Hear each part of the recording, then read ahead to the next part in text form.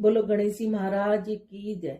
एक दिन गणेश जी का मेला लग रहा था। सब कोई मेले में जा रहे थे। एक छोटी सी लड़की थी, उसने अपनी माँ से जिद करने लगी, मैं तो मेले में जाऊंगी। वह बोली, माँ बोली कि बहुत भीड़ होगी, किधर तू गिर पड़ जाएगी, पर नहीं मानी। तो उसने माँ से 2 लड्डू और 1 घंटी में पानी लिया। बोली, 1 लड्डू तो गणेश जी को महाराज को खिलाकर पानी पिला देना, दूसरा लड्डू तू खाकर पानी पी लेना। लड़की मेले में चली गई। मेला खत्म होने पर सब अपने अपने घर आने लगे। लड़की वहीं बैठ गई। वह बोली, 1 लड्डू तुमको, 1 लड्डू मुझको। इस तरह सारी रात बीत गई।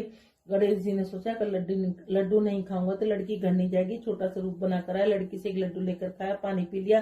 कहा कि कुछ मांगे। लड़की बोली, अन्न मांगू, धन मांगू, लक्ष्मी मांगू, नौखंड महल मांगू, बांदी मांगू, खूंटी हार, शेष भरतार, रुंझुन बैल, बस इतना ही मांगू। गणेश जी बोले, छोटी सी दिखती है पर सब कुछ मांग लिया, अब तेरे घर जा सब कुछ मिलेगा। घर आई तो लड़की की माँ बोली, इतनी देर कहाँ लगाई। लड़की कहने लगी, मैं गणेश जी को लड्डू खिलाकर पानी पिलाकर गणेश जी महाराज की कृपा से सब कुछ हो गया। गणेश जी महाराज जैसे उसको दिया वैसे कहते सुनते हमारे और हमारे परिवार को, सुनने वालों को, सबको देना।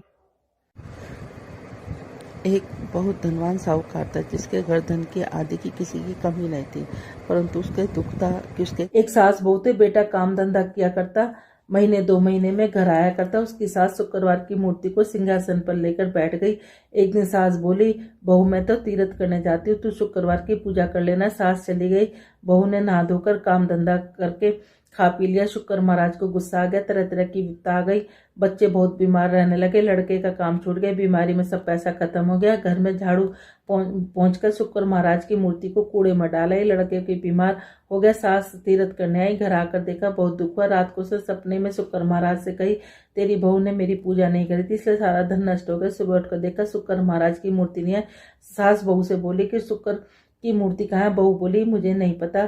सास घर बुहार कर कूड़ा फेंकने गई, मैं शुक्र महाराज की मूर्ति पड़ी मिली, उठाकर लाई, नहला धुलाकर बड़े प्रेम से पूजा करी, आरती करी, विनती करी। सास बहू दोनों शुक्रवार के व्रत करने लगी। लड़के का काम धंधा लग गया, बीमारी ठीक हुई। बेटा बोला, हमारी बुद्धि खराब हुई थी जो हमने कूड़े में शुक्र महाराज की मूर्ति फेंक दी। सास बोली, शुक्र महाराज जैसे बेटे बहू से रूठे वैसे किसी से न रूठना, जैसे सास पे वैसे सबके से न। बोले शुक्र महाराज की देना। श्राद्ध पक्ष जिसमें कही जाने वाली कहानी और उसकी पूजा का बड़ा विधान है। ये सब कहानी हम पीपल देवता के नीचे कहते हैं क्योंकि हम लोग हमें पता है कि हमारे पीपल देवता में सभी देवी देवता और साथ में हमारे पितर वास करते हैं। कहते हैं कि 15 दिनों में पीपल देवता को सींचने से और 7वां अध्याय गीता का करने से और ये कहानी कहने से हमारी सारी मनोकामना पूर्ण होती है। कहते हैं जिनके पीपल के नीचे पितरों की कहानी कहने से पितृ देवता बड़े खुश होते हैं, प्रसन्न होते हैं और वो हमें आशीर्वाद देकर 16वें दिन के बाद वो अपने लोक को वापस लौट जाते हैं। वो कहानी कुछ इस प्रकार है। राधे राधे। पहली कहानी इस प्रकार है कि एक 2 भाई थे, एक गरीब था और एक अमीर था।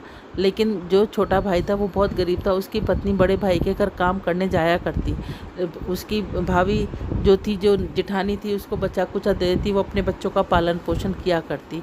एक बार क्या हुआ कि ये पितृपक्ष आने वाला था तो बड़ी भाभी ने सोचा कि जो ना अब की बार मैं क्या करती, अपनी छोटी देवरानी से कहा कि कल माँ बाबू जी का श्राद्ध है, तुम कल खाना बना के जल्दी सवेरे आ जाना, खाना बना के चली जाना।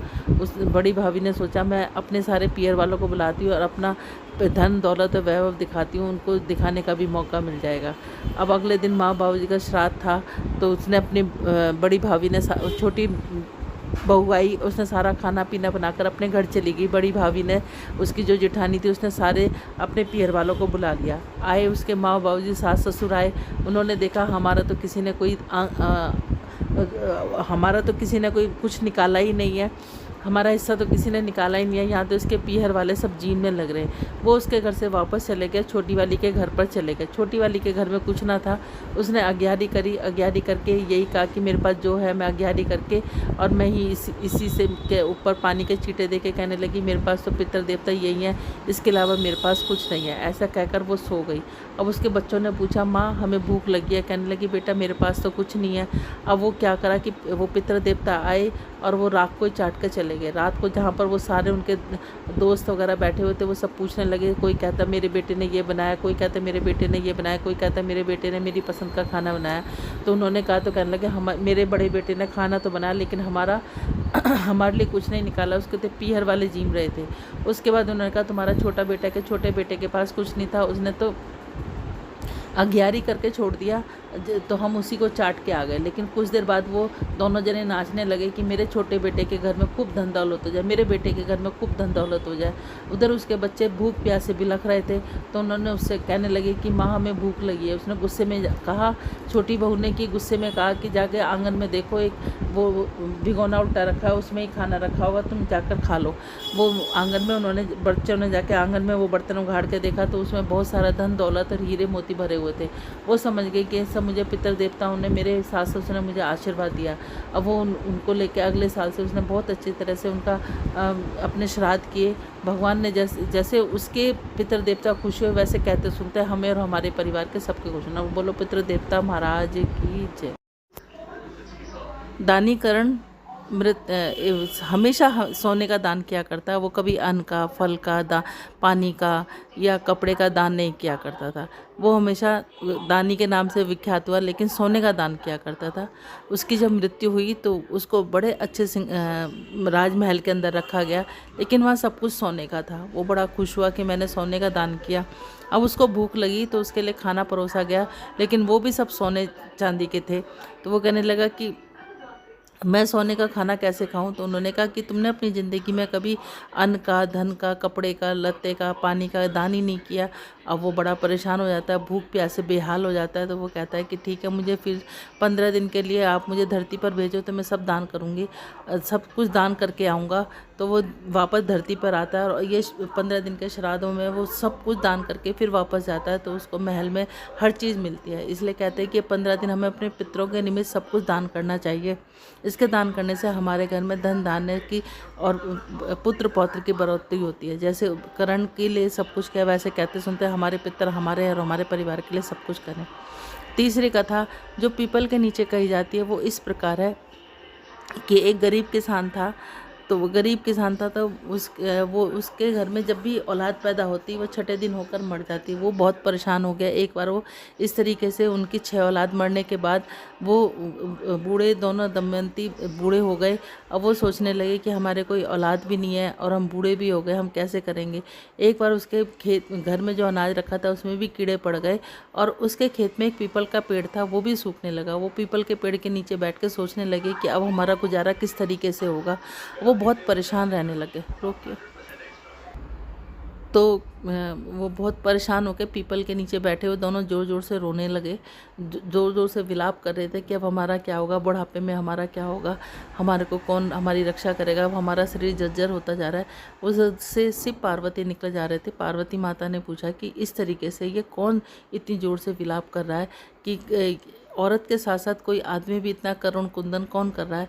उन्होंने जाकर देखा तो वो बूढ़े किसान है। उन्होंने उससे पूछा तो वो कहने लगे हमारे 6 संतानें वो भी ख़त्म हो गई, जो हमारे घर में अनाज रखा हुआ था उसमें भी कीड़े पड़ गए और ये पीपल भी सूखने लग गया।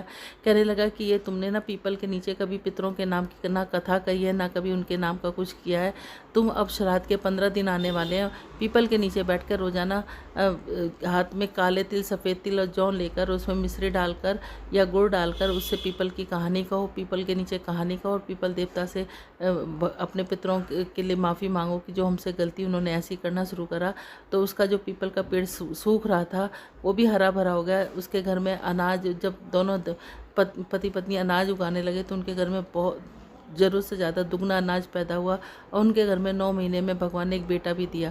उनके पितर इतने प्रसन्न हुए, जैसे उनके पितर प्रसन्न हुए, जैसे पीपल देवता प्रसन्न हुए, वैसे कहते सुनते हमें और हमारे परिवार को, सुनने वालों को, सबको प्रसन्न करना। बोलो पीपल देवता की जय। इस तरीके से हमें ये तीनों कहानियाँ हर रोज़ पीपल के नीचे जल चढ़ाते हुए कहनी चाहिए। इसके बाद पीपल की आरती है, वो मैं आपको रात को मैं अब आपको दोबारा में बता दूंगी। और उसके बाद चाहे हमारे घर में श्राद्ध हो या ना हो, लेकिन हमें श्राद्धों के दिनों में 7वां अध्याय गीता का जरूर पढ़ना चाहिए। इससे भी हमारे पितरों को की मुक्ति मिलती है और उनकी आत्मा को शांति मिलती है। और साथ में गऊ के लिए 4 रोटी निकाल कर गऊ को ज़रूर देनी चाहिए, क्योंकि वो हमारे भूले बिसरे या कोई अड़ोसी पड़ोसी या अनजान जो हमारे पितर हमें नहीं पता वो हमसे कुछ लेना चाहते होंगे तो हम उनके निमित्त देंगे तो वो भी हमें आशीर्वाद दे के जाएंगे। बोलो पितर महाराज की जय।